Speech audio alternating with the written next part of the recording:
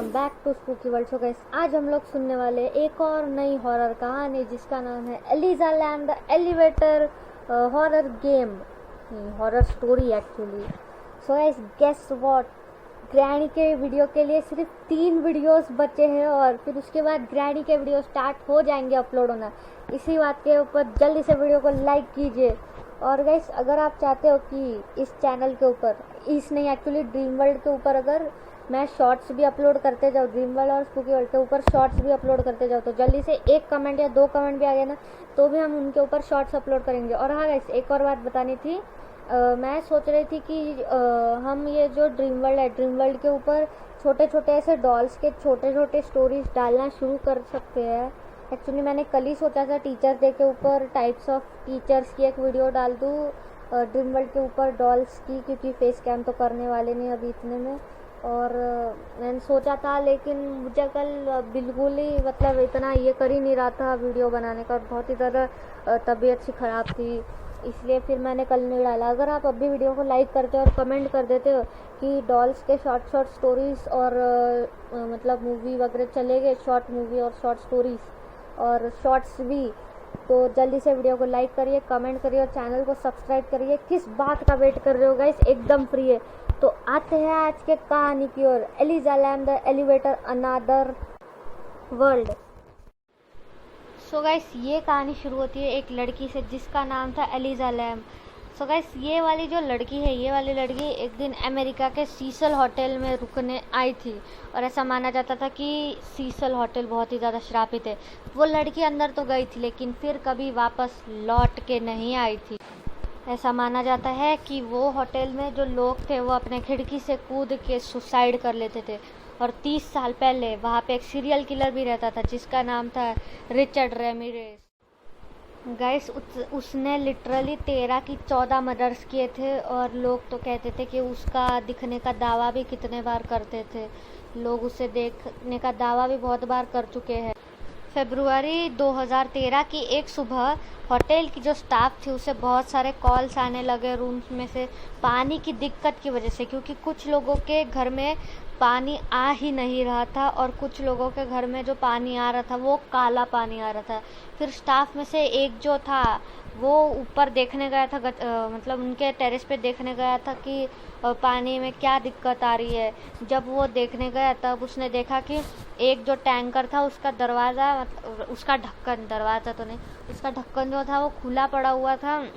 और जब उसने उसके अंदर चेक करने की कोशिश की तब उसे दिखा कि उसके अंदर, उस टैंक के अंदर एक लड़की की आत्मा तैर रही है जो कि शायद अनकॉन्शियस हो गई थी या शायद मर चुकी। वो लड़की जो थी, आप लोग मानोगे नहीं, वो लड़की की जो आत्मा, वो लड़की की जो लाश थी, वो लड़की एलिजा लैम थी।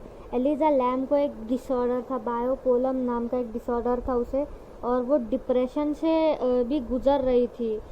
इसकी वजह से लोगों ने सोचा कि फिर उसने आत्महत्या करने की कोशिश की होगी उसके अंदर।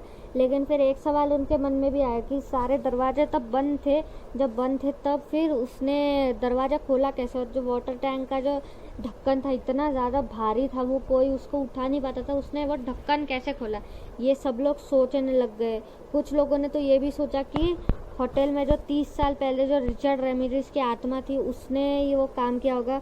और कुछ लोग तो ये भी सोचते थे कि स्टाफ में से ही किसी ने उसको उसके अंदर, वो वाटर टैंक के अंदर स्टाफ में से ही किसी ने तो भी डाला।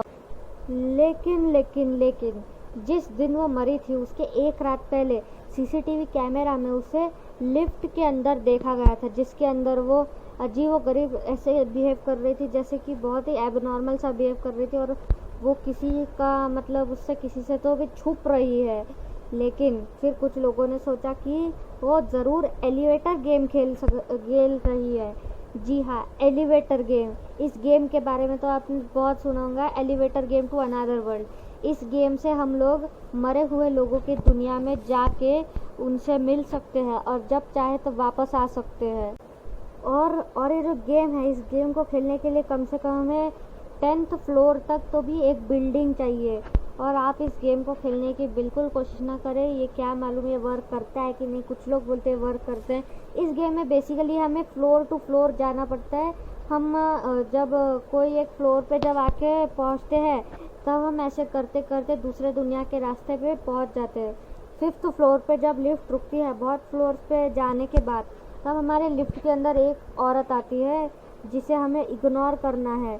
फिर उसके बाद हम लास्ट में 10th फ्लोर के ऊपर जाते हैं, लेकिन अब हम हमारे दुनिया में नहीं है, अभी हम और दुनिया में हैं, हम भूतों की दुनिया में आ चुके हैं। अभी 10th फ्लोर पर जब आप बाहर जाओगे तब वो लड़की आपसे पूछेगी कि कहाँ जा रहे हो, लेकिन उसे इग्नोर करिएगा, आप सीधे सीधे जाइएगा।